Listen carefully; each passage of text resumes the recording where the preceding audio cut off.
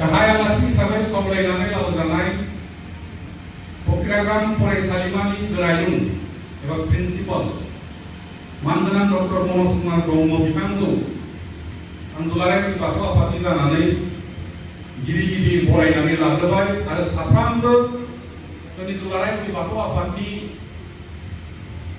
गागि आफाद, माइनाव आफाद, लाइमोन आफाद आरो बाथौ अजा आफादनि गासै बिबानगिरि बिथांमोनजों लोगोसे उथ्रिसारनो हानाय टप 3 आव उथ्रिसारनो हानाय फरायसा फरायसुलि आरो बिथांमोननि गार्जियान बाहागो लानानै गासैबो गार्जियानफोरखौ आं गिबियावनो बरायग्रोनानै लाग्रोबाय। आं गोलाव बाथ्रा बुंनो सानाखै जे जाय जोंनि फिसाफोरा दिनै बर' मिडियाम बिजोङानो जा एबा इंराजि मिडियाम बिजोङानो जा, सेबा बिजोङानो जा एबा CBSE बिजोङानो जा, जायखि जेजोंखि नङा मानो दिनैनि तारिखआव जे टप 3 हिसाबै जाफुंसारनो हादों, साक्सेसफुल जानो हादों, बिथांमोननिसिम आं फंनैसो बाथ्रा बुंनानै आंनि बरायनायनि बिबुंथिखौ फोजोबनो नागिरदों। जे बेनो जोबथा होननानै साननो नाङा। दिनै आं गिबियाव जायफोरा HSLC हाई स्कुल लिभिं सार्टिफिकेट एग्जामिनेशनखौ टप 3 आव उथ्रिसार जानो हाबाय, बिथांमोना साननो नाङा जे जों मावनो देरहासार जाबाय, बिनिफ्राय जोंहा आरोबाव खस्थ' खालामनांगौ बा खाथिनांगौ फरायबावनांगौ गैलिया, बेखौ दासान। गोबां फरायसाफोरखौ जों लोगो मोनबोदों, प्रेक्टिकेलि जोंनि लाइफआव जों नुबोदों, मेगनजों नुदों, लोगो मोनबोदों। देख मेट्रिकआव बिदिनो फार्स्ट डिभिजन पास जाबाय, बारग'नाय साननानै कलेजाव जेला फरायहैबाय गावखौनो बांद्राय फ्रि खालामनानै लानानै फरायनांगौ गैला होननानै साननानै लानानै हाई सेकेन्डारियाव थाबथाहैनाय गोबां छात्रफोर दङ, गोबां फरायसाफोर दङ। जाहाथे दिनैनि तारिखआव खालि टप 3 खौ आं बुंनो सानाखै, गोबां गार्जियाननि गथ'फोर दङ जाय गथ'फोरा मेट्रिकखौ जेरैखि जाया जिखि थाखोआव उथ्रिलांबाय, मेट्रिक उथ्रिखांनायनि उनावहाय साननो नांबावगोन जे आरोबाव फरायनांगौनि जि बिबान बा हाबाफारि, बे हाबाफारिया आरो बांसिन जाबाय, साबजेक्टआ बांसिन जाबाय, हरसिनबाय, कर्सआ भास्ट कर्स जाबाय, बेखौ आरोबाव स्टाडि खालामनानै उननि क्लासफोरखौ बारलांनांगौआ, पास खालामलांनांगौआ आरोबाव बांसिन खस्थ' खालामनांगोन, बांसिन फरायनांगोन।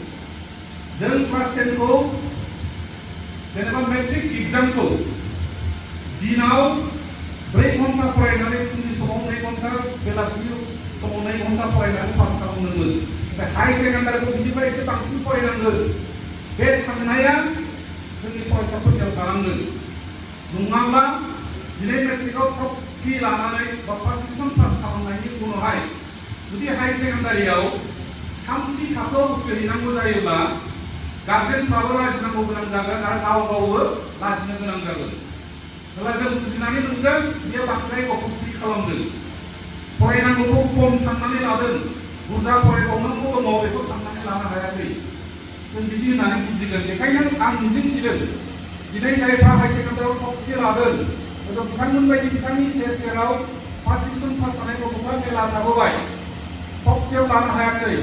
बिथांमोननि नाजानायाव, बिथांमोननि सेस्तायाव आरो गार्जेननि जत्नआव, न'खरनि जि परिबेश, गार्जेनफ्रा जि परिबेशखौ बानायना होदों, फरायनायनि मोजां मोनसे एटमस्फियार क्रिएट खालामनानै होदों जे आंनि फिसाज्लाया फरायगासिनो दङ, मेट्रिक फाइनाल होगोन, आंनि फिसाज्लाया हाई सेकेन्डारि फाइनाल होगोन, आंनि फिसाजोआ मेट्रिक फाइनाल होगोन, आंनि फिसाजोआ हाई सेकेन्डारि फाइनाल होगोन। बे फाइनाल होगोन गथ'खौ मिथिनानै गार्जेनफोरबो न'खरनि परिबेशखौ मोनसे मोजां परिबेश बानायनानै होदों, फरायनायनि मोनसे सुबिदा, आबहावाखौ मोजां खालामदों, फरायनो टाइमखौ स्पेयार खालामनानै होदों, स्कप होदों।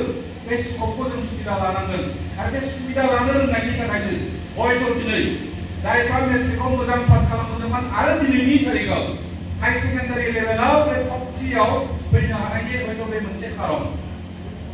बेजों लोगोसे जोङो गामिनि जि परिबेश, हयथ' जोंनि समाज बेबस्था, बे समाज बेबस्थानि समाज दैदेनगिरि बिथांमोनाबो जोंनि गामियाव ओरैबायदि फाइनाल होनो गोनां गथ'फोर दङ, मेट्रिक फाइनाल होनो गोनां गथ'फोर दङ, हायार सेकेन्डारि फाइनाल होनो गोनां गथ'फोर दङ। बिनि थाखाय जोङो समाजनि माखासे दावराव दावसि जि खामानिफ्रा जायो बेखौ एसे दोनथ'नानै परिखाखौ बारग'होनि बिदि मोनसे परिबेसखौ बानायना होगोन निस्सय। बे समाज बेबस्थाफ्राबो जोंना थिग जानांगोन आरो बेबायदि थिगखायनो दिनै जोंनि गथ'फ्रा हयथ' दिनैनि तारिखाव जोंबो डिस्ट्रिक्टनि गेजेरावनो टप 3 जानानै हायार सेकेन्डारि पास खालामनानै फैनो हानायनि हयथ' बेबो मोनसे खारन जागोन। जों फारफ्रोमबो साइडनिफ्राय नोजोर होनांगोन। समाजाबो समाज बेबस्था, बे समाज बेबस्थायाबो थिग जानांगोन। जे फरायनाय जेराव गथ'फोर दङ जाहाथे बे गामिफ्राव समाजनि दैदेनगिरिफ्रा समाजखौ गुलुंले खालामनाय जि परिबेसखौ खालामा, फरायनायनि थाखाय मोनसे परिबेस बानायनानै होनो हायो आरो न'खराबो न'खरनि गार्जेनफ्रा गावनि फिसाफोर फरायनायनि थाखाय मोनसे मोजां परिबेस खालामनानै होनो हायो।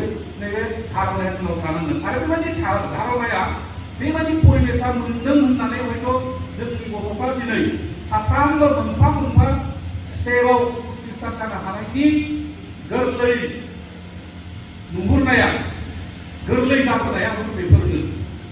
जोंनो दिनैनि गार्जेनफ्रा आथिखालाव जायफोर गार्जेन हिसाबै दंसै, गोदोनि बायदि नंलिया, नङा होमबा? जों फरायनाय समाव जोंनि बिमा बिफाफ्रा बुंदोंमोन फरायनोबा फराय, फरायाबा था, फरायथारनांगौ होननानै बुङाखै। जबरदस्त खाफालाव थानायखायसो मोनबोदों। जबरदस्तै जोङो फरायबोनो हादों। जोंखौ थोनाखै, सोरबा मटिभेटबो खालामाखै। बेबायदि परिबेसखौ जों मोनबोआखिसै। नाथाय दिनैनि जोंनि फिसाफोरखौ जों आंनि जायफोर गार्जेनफोर दं, बे गार्जेनफ्रा हयथ' बे परिबेसखौ होनो रोंदों आरो बेखौ सिन्था खालामनो हादों जे आंनि फिसाया ओरैबायदि मोनसे थाखोआव पास जानांगोन, ओरैबायदि मोनसे कम्पिट खालामनो हानाय बे मोनसे कम्पिटिसननि लेभेलाव लांनो आं गथ'खौ सेस्था दं हिसाबै आं बे परिबेसखौ होनांगोन, बेखौ साननो रोंदों। आं बेखायनो साफ्रोमबो गार्जेनखौ, नुजाफैनो हानाय साफ्रोमबो गार्जेनखौ आङो दुलाराय बाथौ आफादनि जानानै गोबां रोजा रोजा साबायखर बावग्रोनाय दोनहरगोन। मानोना समाज